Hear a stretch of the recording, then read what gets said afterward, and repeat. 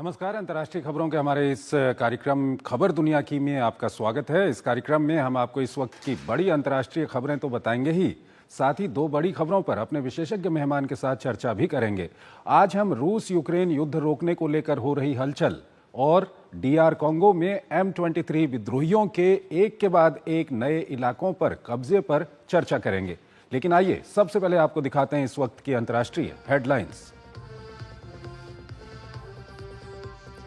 रूसी राष्ट्रपति पुतिन ने भी अपने अमेरिकी समकक्ष ट्रंप से मिलने की जताई इच्छा। अच्छे नतीजे के लिए उचित तैयारियों पर दिया जोर। सऊदी अरब वार्ता की सराहना की।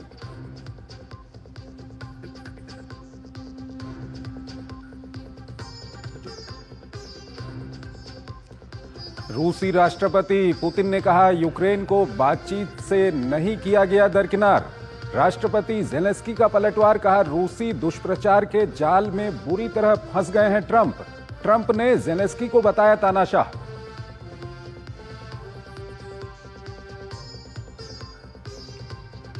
पाकिस्तान के बलूचिस्तान में बस पर हमला। बंदूकधारियों ने लाहौर जा रहे 7 लोगों को उतारा मौत के घाट। आईडी देखकर पंजाबियों को मारी गोली।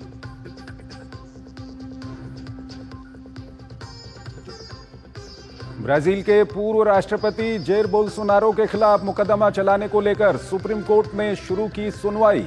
बोल्सोनारो पर तख्तापलट के प्रयास के अलावा कई गंभीर आरोप।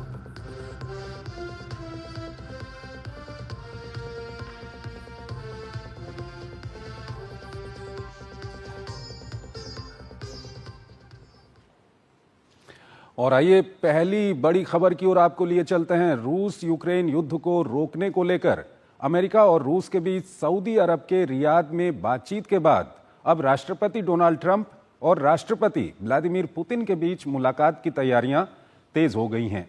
वहीं शांति वार्ता में यूक्रेन को नजरअंदाज करने के आरोपों के बीच यूक्रेन के राष्ट्रपति ज़ेलेंस्की से मुलाकात के लिए अमेरिका के विशेष दूत कीथ केलॉग कीव पहुंचे हैं। इस सब के बीच युद्ध के बाद रूस यूक्रेन में नाटो या यूरोपीय सैनिकों की किसी भी हालत में तैनाती के लिए रूस तैयार नहीं है।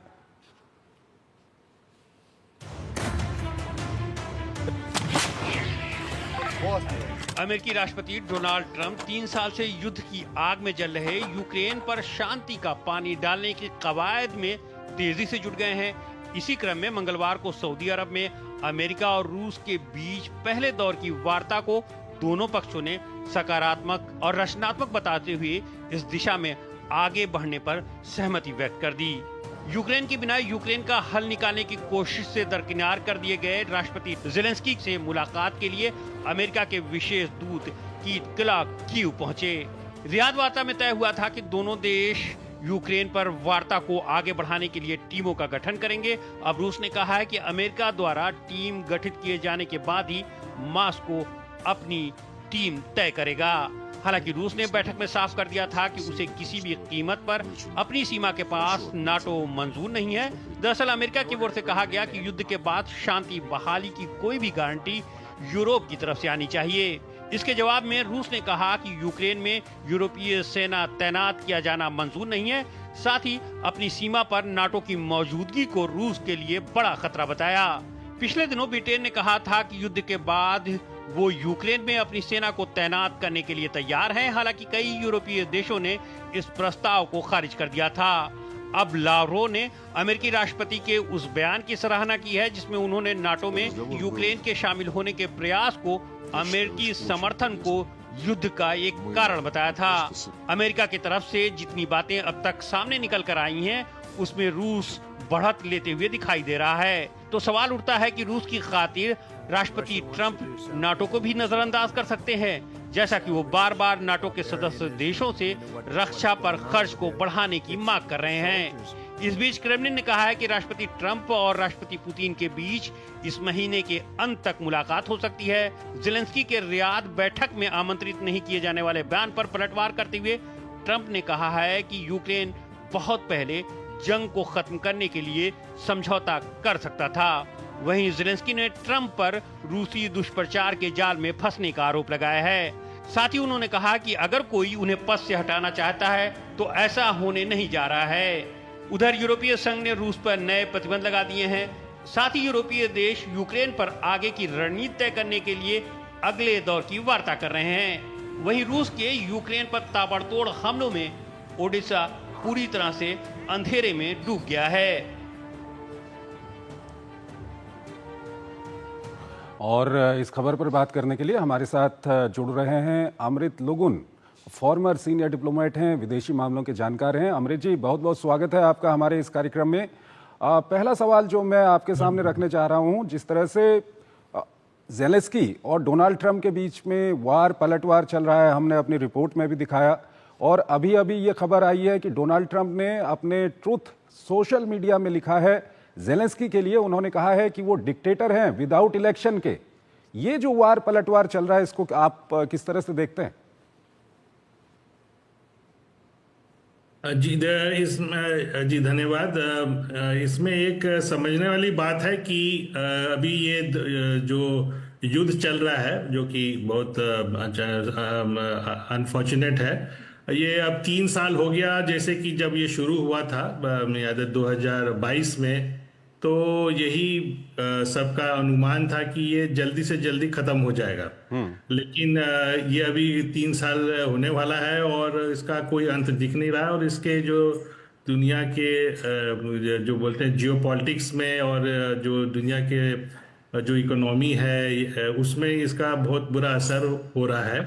और रशिया एक बहुत बड़ा देश है, और जब ट्रंप के पहले जो डेमोक्रेटिक सरकार थी, तो वो जो यूक्रेन को काफी उनसे सैन्य मदद मिल रहा था और उनके फेवर में मिल रहा था। तो अचानक से ये जो स्थिति पलटती हुई दिख रही है, जैसे कि डोनाल्ड ट्रंप है, वो बिजनेसमैन है, और का बैकग्राउंड है उनका, जो है पृष्ठभूमि है, तो वो नहीं चाहते हैं कि युद्ध आगे बढ़े, क्योंकि इसमें जो है कि परोक्ष या इनडायरेक्ट वे में जो है कि नेटो किसी तरह इसमें सम्मिलित है और उनका सैन्य खर्चा हो रहा है। और नेटो में जो सबसे बड़ा जो एक अमेरिका का जो एक दुखी जो ये एक पक्ष रहा है कि नेटो के हिसाब से हर नेटो सदस्य को अपने जीडीपी का या का 2% जो है कि रक्षा पर उनको खर्च करना चाहिए। लेकिन बहुत कम देश ऐसा करते हैं, अमेरिका और कुछ अन्य देश जैसे ग्रीस या कुछ हद तक टर्की को छोड़ करके, जो 2% से काफी नीचे हैं। तो एक तरह से नेटो में जो भी खर्चा होता है, अमेरिका का जो उसमें योगदान जो है, जो कि काफी ज्यादा होता है। तो एक तो ट्रंप जो है कि उस जो उनका एक बड़ा पॉलिसी है, जैसे कि यूएस एड में भी जो खर्चे हो रहे थे, जो कि एक तरह से अनुदान के रूप में जाता है यूएस, उसमें वो कटौती कर रहे हैं। वो अपने यहाँ ब्यूरोक्रेसी को घटा रहे हैं कि वो खर्च हो रहा है।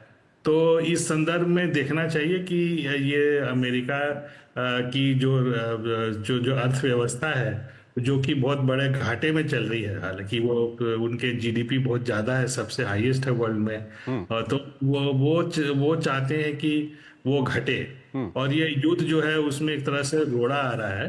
और वो चाहते हैं कि दूसरे नेटो देश भी खाली यूएसए क्यों उसका खर्चा उठाए, और वो उनके क्षेत्र यानी कि अमृत जी, जिस तरह के बयान आ रहे हैं उससे ये कहा जा सकता है कि अभी अब रूस का पलड़ा कहीं न कहीं भारी है, और जो अमेरिका कल तक नेटो के साथ और यूक्रेन के साथ खड़ा था, वो अब उतना नेटो और यूक्रेन के साथ नहीं है।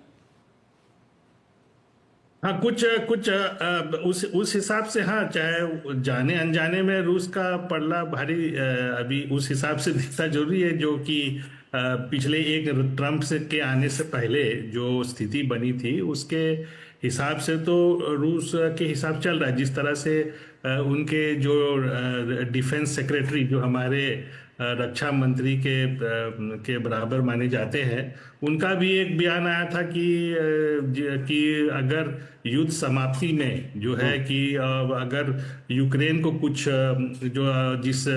जिन क्षेत्रों में रशियन लोग का जो कब्जा हो गया पूर्वी यूक्रेन में, अब उसमें अगर कुछ जो क्षेत्र ना भी लौटे, या तो क्राइमिया को यूक्रेन में फिर से शामिल हो जाना, ये सब एक बहुत ही ये जो बोलते एक जो बोलते हैं ना, सपनों का कारण, सपनों की तरह होगा।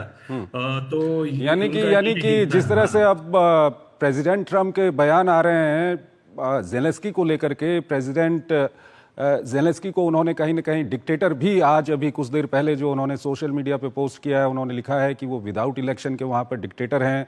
साथ ही साथ वो कल जो वार और पलटवार चला है डोनाल्ड ट्रंप और वोलोदिमीर जेलेंस्की के बीच में, उसके बाद ये अंदाजा लगाया जा सकता है कि जब निगोशिएशंस होंगी तो अब यूक्रेन का पलड़ा उतना भारी नहीं रहने वाला है जितना यूक्रेन सोच रहा है इसको लेकर के। हाँ जी, ये एक जरूर एक जो टैक्टिक्स बोल सकते हैं कि जो जेलेंस्की के ऊपर इस तरह से बोलकर कि वो थोड़ा सा दबाव में आ जाए, वो पीछे हटे है ना, तो एक ये है। हालांकि जेलेंस्की तो एक चुनाव में ही जो यूक्रेन के राष्ट्रपति बने थे और चुनाव के थ्रू आए हैं, उनका एक राजनीतिक पृष्ठभूमि है। लेकिन जिस तरह से उनको सपोर्ट मिल रहा था, खास करके सैन्य के हिसाब से, ये जो अमेरिका और यूरोपीय देशों से, और जिस तरह से उन्होंने रशियन जो इंटरेस्ट है, जो रशिया के जो इकोनॉमिक इंटरेस्ट है उसके ऊपर जो सैंक्शंस और उनके लोगों पर जो सैंक्शन लगाया था, तो वो उनको अब जेलेंस्की को लगता है कि थोड़ा अब इसमें उनको पीछे हटना पड़ेगा और उतना सैन्य जो मदद मिल रही थी वो नहीं मिलेगी। तो एज इट इज उनका जो आर्मी है या उनका जो सेना है यूक्रेन का, जो रशिया के प्रति के अगेंस्ट बहुत कम है, मतलब साइज के हिसाब से या ठीक है। अमृत जी, आप हमारे साथ बने रहिए, एक और खबर है उस पर हम आपसे बातचीत करेंगे और यहाँ पर हमको एक छोटा सा ब्रेक लेना है, एक छोटा सा ब्रेक लेते हैं।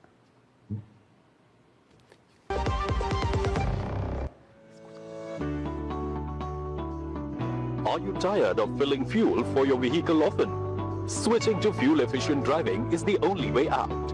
Save fuel cost by predicting the traffic ahead of you so you can slow down by coasting. Maintain driving speed below 55 kilometers per hour. Use the right gear and clutch. Use air conditioning sparingly.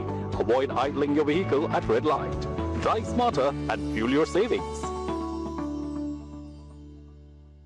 सस्ते वाले दाल मसाले स्वाद हुआ बेकार, MDH की हल्दी मिर्ची धनिया करे कमाल। ये रंग दे, ये खुशबू दे, ये तीखा, ये कम पड़े, क्या निराला MDH मसाला। मुथूट फाइनेंस पेश करते हैं गोल्ड लोन मेला। गोल्ड लोन लेने पर और कस्टमर रेफर करने पर पाइए सुनहरा मौका, लाखों के गिफ्ट वाउचर जीतने का, साथ ही साथ जीतें आप 24 कैरेट खरा सोना। गोल्ड लोन लेने के लिए आज ही मुथूट फाइनेंस की ब्रांच में जाइए या फिर कॉल कीजिए 1-800-313-1212। जब धरती चीर कर निकलता है लोहे का पत्थर और मिलता है मोंगिया के जोश से, फिर तपता है, पिघलता है और बनता है फौलाद। अब होता है सरिया सारी खूबियों के साथ। मोंगिया स्टील, मजबूत देश का मजबूत सरिया। मुझे तगड़ा इंसेंटिव मिला। क्या प्लान है? सोच रहा हूँ गवर्नमेंट सिक्योरिटीज में इन्वेस्ट करूं। बिल्कुल सही सोच रहे हैं आप। अब गवर्नमेंट सिक्योरिटीज में इन्वेस्ट करना आसान हो गया है। पर कैसे? आरबीआई रिटेल डायरेक्ट स्कीम में बिना ब्रोकर के आप इन्वेस्ट कर सकते हैं और आपको आपकी पूंजी पर मिलेगी रिटर्न्स। आरबीआई पोर्टल पर जाइए, मुफ्त में अकाउंट खोलिए और अपने बैंक खाते से सीधे पैसे इन्वेस्ट कीजिए। सुरक्षित, आसान। रिटायरमेंट के बाद मैं भी यही इन्वेस्ट करूंगा। बहुत सही कह रहे हैं आप। आरबीआई कहता है जानकार बनिए, सतर्क रहिए। गोल्डी मसाले के 100 ग्राम के स्पेशल पैक्स में फ्रेशनेस लॉक है। ऐसे गोल्डी मसाले जहां जाएं रिश्ते बनाएं। पैसा बचाना पैसा कमाने के बराबर है। अब मैं खुश हूँ कि मैं अपने PNG स्टोव की वजह से हर महीने कुछ पैसे बचा सकती हूँ। जैसे ये 20 से 25% तक फ्यूल के उपयोग को कम कर देता है। मेरा PNG स्टोव ISI मार्क के साथ 100% सुरक्षित भी है। इसके अलावा PNG फ्यूल के रूप में पूरी तरह से जलता है, जिससे इसे पर्यावरण के अनुकूल फ्यूल के नाम से जाना जाता है। तो PNG फ्यूल का उपयोग करें और मेरी तरह पैसे बचाएं।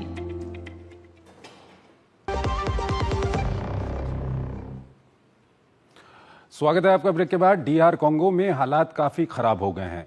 M23 विद्रोही एक के बाद एक शहरों पर कब्जे करते जा रहे हैं। विद्रोहियों की बढ़त के कारण राजधानी किनशासा में दहशत का माहौल है। विद्रोहियों और कॉन्गो की सेना के बीच युद्ध के कारण लाखों लोग विस्थापित हो चुके हैं। सैकड़ों लोगों की मौत हो चुकी है। क्या चल रहा है कॉन्गो में, हमारी ये खास रिपोर्ट देखिए।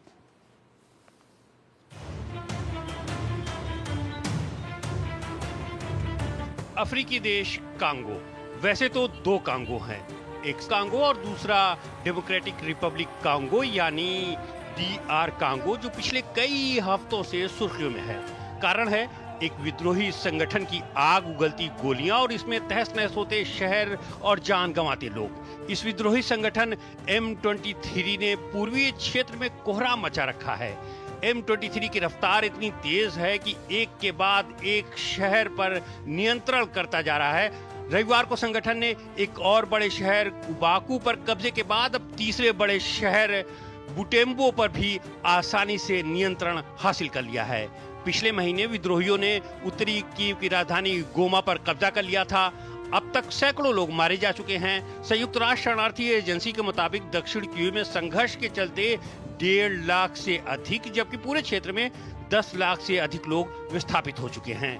कब्जे वाले इलाकों का प्रशासनिक कार्य भी M23 विद्रोहियों ने संभालना शुरू कर दिया है। रवांडा के 4000 से अधिक सैनिकों के समर्थन के साथ लड़ाई लड़ रहा M23 ने गोमा में अपना मेयर नियुक्त कर अपनी राजनीतिक शक्ति का प्रदर्शन कर जनता को एक संदेश देने की कोशिश की है। हालांकि लड़ाई के लिए तुत्सी और समाज के अन्य लोगों को उचित प्रतिनिधित्व न मिलने को मुख्य कारण बताया जा रहा है, लेकिन कई जानकार इससे आगे की बात कहते हैं। ये कि जिस इलाके में लड़ाई हो रही है वो प्राकृतिक संसाधनों से अटा पड़ा है। बुटेम्बो में सोने और कोल्टन के भंडार हैं। पूर्वी कांगो में ऐसे कई कीमती खनिज भंडार मौजूद हैं जिसका इस्तेमाल मोबाइल फोन, लैपटॉप के कैपेसिटर को बनाने में होता है। बताया जा रहा है कि युद्ध का कारण इन्हीं संसाधनों पर नियंत्रण को लेकर है। बिगड़ते हालात के मद्देनजर अब युगांडा भी इस रण में कूद चुका है। युगांडा ने डीआरसी के पूर्वी छोर बुनिया में अपने अतिरिक्त सैनिकों को तैनात कर M23 विद्रोहियों को हथियार डालने की चेतावनी दी है। हालांकि यूएन युगांडा के इस कदम को संदेह की नजर से देख रहा है। दरअसल 1998 में युगांडा और रवांडा दोनों ने विद्रोहियों का समर्थन किया था। संदेह जताया जा रहा है कि कहीं युगांडा फिर पलटी न मार दे। हालांकि युगांडा ने इन आरोपों को खारिज कर दिया है। अमृत लुगुन हमारे साथ जुड़े हुए हैं, फॉर्मर सीनियर डिप्लोमेट हैं, विदेशी मामलों के जानकार हैं, उनसे हम बात करेंगे इस बारे में। अमृत जी, ये जो डीआर कॉन्गो है, यहाँ पर जो हालात बने हुए हैं, क्या कुछ आपको लगता है कॉन्गो की सेना इतनी कमजोर क्यों पड़ गई है? जी, इसके देखिए, कॉन्गो जो है, डीआर कॉन्गो जो है कि जो अभी अफ्रीका का मौजूदा अफ्रीका में सबसे बड़ा देश है क्षेत्रफल के हिसाब से, और उसमें काफी जंगल है, सबसे बड़ा जो है कि अफ्रीका में है। और इनका जो राजधानी है वो थोड़ा पूर्वी की तरफ है देखा जाए। और जहाँ ये जो लड़ाइयाँ जो हो रही है, ये इनके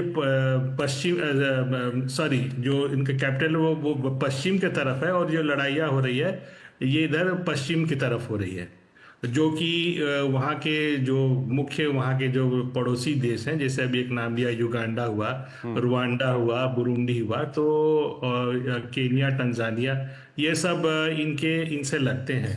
पूर्वी कॉन्गो, जी हाँ, पूर्वी कॉन्गो में। और ये सब जो है कि एक और इंटरेस्टिंग बात है कि ये अभी 2022 में ही ये जो कॉन्गो ने ये जो ईस्ट अफ्रीका कम्युनिटी EAC कहते हैं, इसमें ये जो देश है ये मेंबर है, ये इन्होंने भी उनका मेंबरशिप लिया।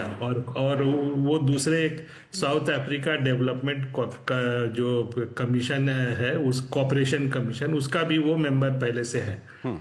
तो उनको पता है कि पूर्वी जो इलाका है जिसमें गोमा, बुकावू जो दूसरे शहर में कब्जा किया, ये बहुत महत्वपूर्ण है। और जो इनका जो मेन जो पृष्ठभूमि में है, ये कि जो रुवांडा में 1994 में जो उनका जेनोसाइड हुआ था हुती और टुट्सीज के बीच में, बिल्कुल, जिसमें कि हुटू लोग मेजॉरिटी में है जनसंख्या हिसाब से, और टुट्सी को उनका लगता था कि ये कम जनसंख्या होने के बावजूद वो सब चीज में कब्जा किए हुए हैं। तो उस में काफी लोग मारे गए थे, मेनली ये टुट्सी के तरफ से। और बाद में जो है, जो अभी रुवांडा के जो राष्ट्रपति हैं पॉल किगामे। बिल्कुल सर, समय कम है, एक छोटा सा सवाल पूछ रहा हूँ संक्षेप। इसमें क्या हो गया है कि तो जो उनका ये मानना है कि जो हुटू लोग जो भागे किगामे जो टुट्सी है, तो उनको ये कांगो शरण दे रहा है। ठीक है। और कांगो में जो अभी राष्ट्रपति हैं फेलिक्स, जो आए हैं काफी समय के, जो इनके ठीक है सर, कहीं ना कहीं ये भी दिक्कत आ रही है कि कांगो वहां पर M23 के साथ रवांडा की सेना वहां पर मौजूद है और कांगो की सेना का सपोर्ट करने के लिए युगांडा की सेना वहां पर डिप्लॉय की जा रही है, तो एक क्षेत्रीय तनाव वहां पर बन सकता है, ये भी एक चिंता की बात है। बहुत बहुत शुक्रिया अमृत जी हमारे इस कार्यक्रम में हमारे साथ जुड़ने के लिए। बहुत बहुत आपका शुक्रिया। एक छोटा सा हमको यहाँ पर ब्रेक लेना है, ब्रेक के उस पार हम आज की कुछ और प्रमुख अंतर्राष्ट्रीय खबरें आपको बताएंगे।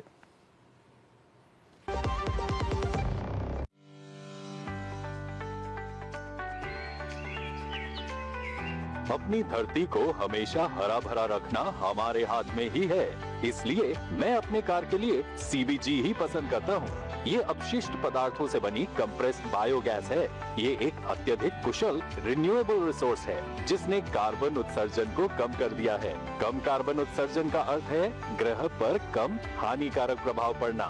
CBG का उपयोग करें, ये स्वच्छ, हरा भरा और सुरक्षित है। जीरा से प्यास बुझाए, डाइजेशन के लिए मस्त, शरीर में नमक पानी का बैलेंस बनाए।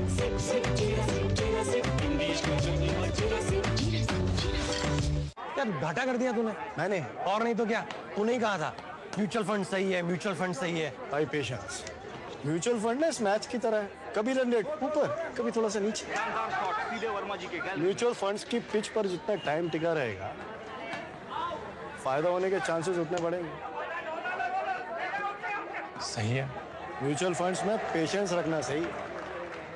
म्यूचुअल फंड निवेश बाजार जोखिमों के अधीन है। योजना से जुड़े सभी दस्तावेजों को ध्यान से पढ़ें। मुथूट फाइनेंस पेश करते हैं गोल्ड लोन मेला। गोल्ड लोन लेने पर और कस्टमर रेफर करने पर पाइए सुनहरा मौका, लाखों के गिफ्ट वाउचर जीतने का, साथ ही साथ जीतें आप 24 कैरेट खरा सोना।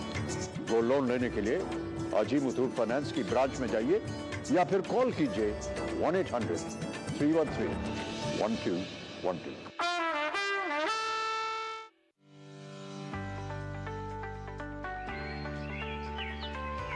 Keeping our earth green forever is in our hands only.